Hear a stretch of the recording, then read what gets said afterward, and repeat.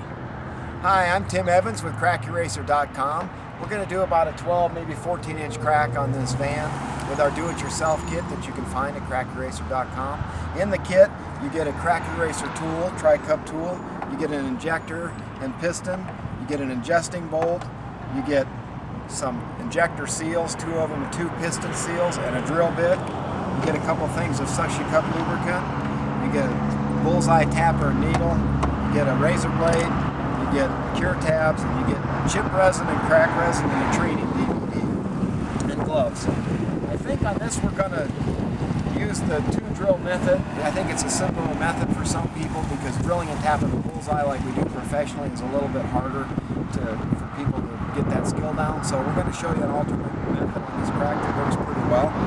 First we're going to put our tool together. We want to just thread our injector in.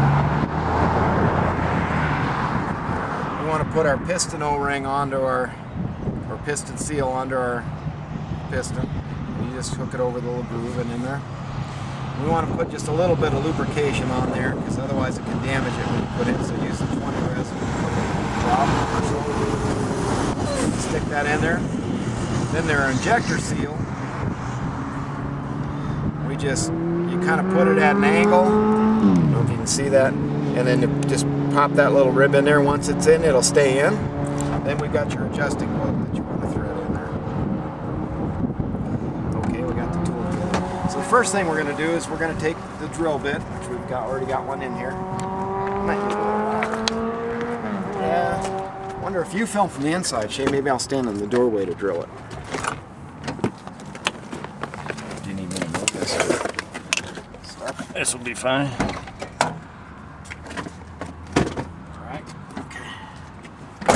Alright. I'll just let you talk to me. So for this one, like you said earlier, we're going to be doing the 2-drill method. You're going to drill just right in front of where the crack ends. About a 1/16 or so ahead. Not very much. 1/16 of an inch. And then you're going to drill all the way down to the plastic. And you'll be able to feel a difference of the plastic and the glass. The glass is going to feel harder to get through. Once you get to the plastic, it's going to kind of go through real soft. So once you get down to the plastic, you'll end up drilling a second hole, maybe an inch ahead or so of where you just drilled the previous hole. Again, this is what we're calling the 2-drill method. Like I said, about an inch ahead. Same thing on this one, you're going to drill down to the plastic on this as well.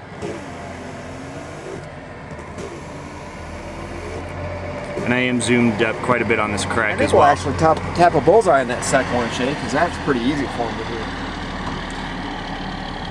So we're actually going to do a bullseye on the second drill hard hole. To mess it up on the second one. Yeah, it's not very difficult.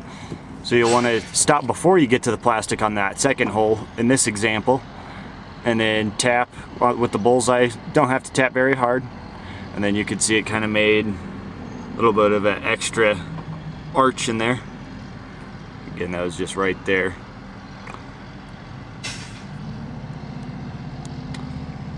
So you'll want to get your suction cups with some grease on them, get them lubricated up. Use quite a bit because you're going to need to put them and slide them around where the crack's at. So use quite a bit. Have your adjusting bolt and injector backed off. You'll want to press down and suck the tool down to the glass, get all the air out of the suction cups, and pre-grease where you're going to be moving.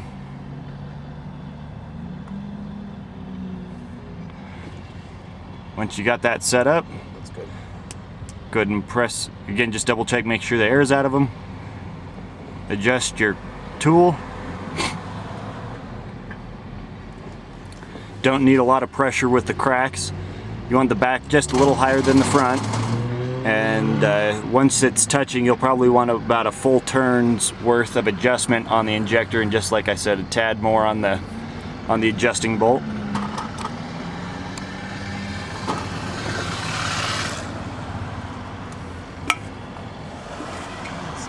little sticky because it's warm, Shay. I'm going to re-lube the feet a little bit. Okay. When it gets hot out, it can kind of make the tool a little stubborn to move, so he's just making sure he's got enough on the edge of the section cups to slide easily. There, I like that better.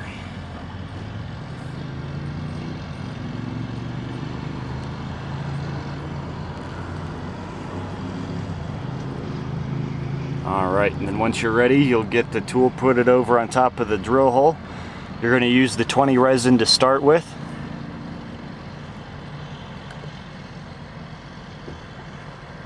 With it being a dry tool, you're going to need to use a couple drops, or more than a couple. He's using 7 on this one, so yeah, quite a few on this. It's starting to go in already. Try and get the right angle. You can see it is filling ahead.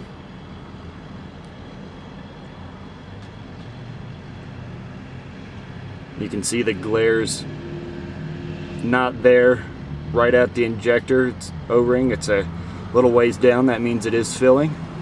And I'm covering it with my hands, shading it. Yeah, he's shading it so it doesn't cure that resin right away, because once that part fills, we'll start filling the other part down lower. The resin cures with ultraviolet light, so being outside it will cure on its own, so that's why he's covering it with his hand to help slow that process down. Now that it's filled all the way to that second drill hole, we're going to move on down to the next one and start filling from there. Try and get the right angle. It has filled right to about there. So this one's filling fairly easily.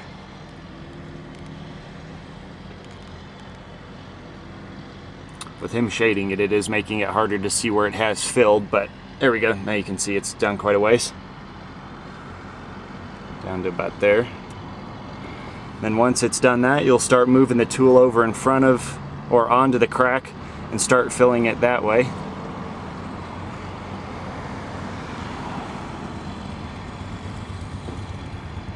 Once it starts going real fast, we will be switching over to the crack resin, which it's already doing now. So what you'll do is you'll go ahead and back the tool off. The injector. Yeah, back the injector off so you can let that 20 resin out. The piston first. Yeah, you want to make sure the piston's backed off as well so you don't push the blow out the O-ring. Yeah. So once the piston's back off the injector, let the resin fall out. Again, you're wanting the 20 to come out. Then you're going to put in the crack resin. And if he's probably put in, what, about 7-8 drops of about crack? 5 I did on this one. About 5 on this one? Yeah. If you put in too many, I have trouble getting the piston back in. And as you can see, it's filling real easy. Now I'm going to have to load it again. Yeah, it's used all 5 drops. So we're going to put in another couple. About 5. Probably 4 or 5. Yeah.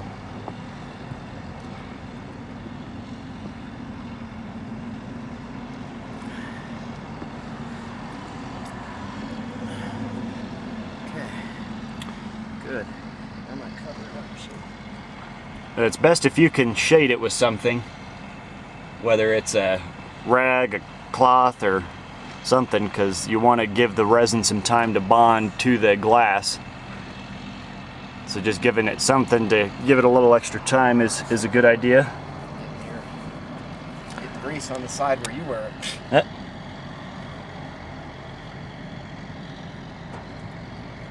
You only need to shade it for 3 to 5 minutes roughly. Don't need a lot of time covering it. That just helps let the acid actually get a better bond to the glass with the resin, so you get a better quality repair.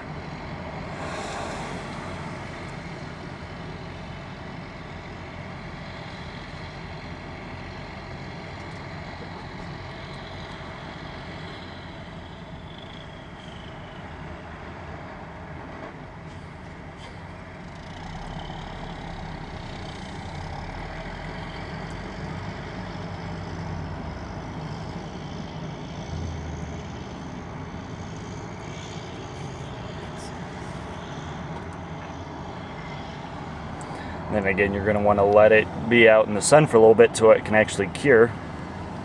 So you do want to slow it down a little bit to get a good bond, then you want to give it a little while to get cured as well, because you don't want to start messing with it and adjusting things and let air get back inside.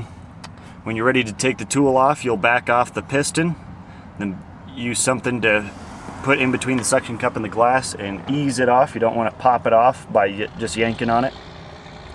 That can end up causing air to get back into the crack as well, because you're shifting weight and flexing things.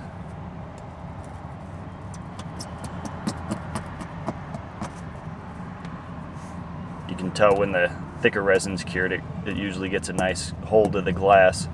Once that's done, you can go ahead and pull it off, scrape it clean. Using a razor blade works really well for both the grease and the resin. Using your crack resin, you're going to put just a little dot over each drill spot. So a little bit on both. Put a cure tab over it. There you go. There you can see the cure tab better. Leave that for a minute or two. Let that cure so it fills those drill holes. And then you'll just use a razor blade and scrape straight across when you are ready. That'll leave those filled.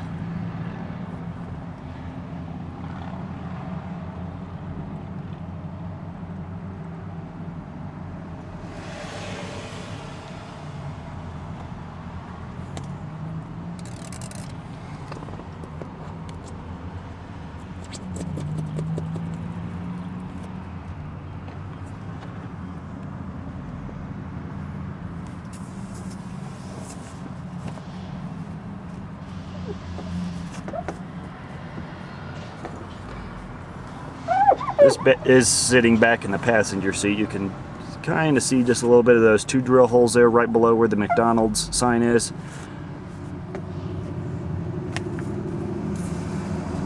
There you go. You can see the straight on part a little bit more. You can see just a little bit of glare. Overall turned out real nicely though. Yeah. For more information, go to crackyourracer.com or give us a call at 719-331-5966 or email us at info@crackyourracer.com. I'm Tim Evans. I hope you enjoyed this video. Thank you.